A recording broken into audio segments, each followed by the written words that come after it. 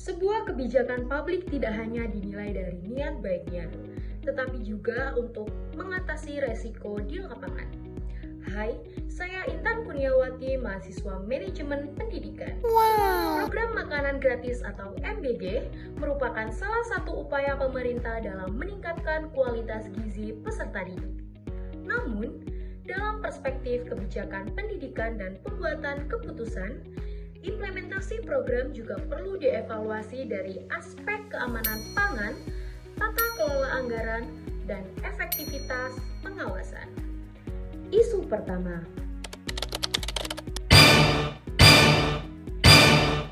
dalam beberapa laporan evaluasi lapangan, ditemukan adanya dugaan gangguan kesehatan pangan pada pelaksanaan program MBG di sejumlah daerah.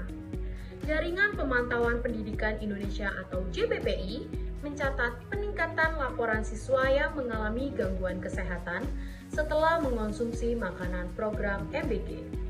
Temuan tersebut menunjukkan bahwa implementasi program pangan skala nasional membutuhkan sistem kontrol kualitas yang ketat, mulai dari proses produksi, distribusi, hingga penyajian makanan di sekolah.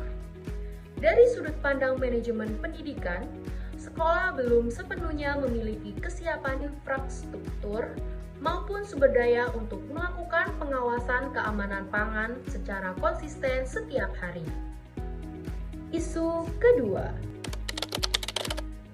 sejumlah pengamat pendidikan mengingatkan adanya potensi tumpang tindih anggaran apabila program MBG tidak memiliki skema pembiayaan yang terpisah dan transparan.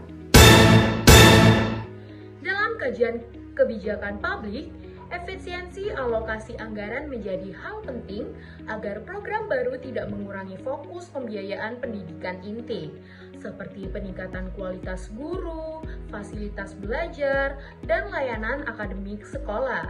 Karena itu, pengawasan fiskal dan transparansi penggunaan dana menjadi faktor penting agar tujuan program sosial tetap berjalan tanpa mengganggu prioritas utama pendidikan. Sebagai mahasiswa manajemen pendidikan, terdapat beberapa rekomendasi kebijakan yang dapat dipertimbangkan. Pertama, pemerintah perlu memperkuat sistem pengawasan keamanan pangan melalui sertifikasi higienis vendor, pengawasan berkala dari Dinas Kesehatan, serta standar operasional prosedur yang lebih ketat pada proses distribusi makanan. Kedua, diperlukan sistem pendanaan yang terpisah dan transparan agar program MBG tidak menimbulkan potensi gangguan terhadap pembiayaan mutu pendidikan di sekolah. Ketiga, evaluasi program sebaiknya melibatkan perguruan tinggi dan lembaga independen agar pengambilan keputusan dilakukan berdasarkan data dan hasil riset yang objektif. Kebijakan yang baik bukan hanya mampu berjalan dalam skala besar, tetapi juga mampu melindungi keselamatan peserta didik dan menjaga kualitas pendidikan secara berkelanjutan. Karena itu, evaluasi, transparansi, dan manajemen resiko menjadi bagian penting dalam setiap kebijakan pendidikan. Saya Intan Kurniawati, terima kasih.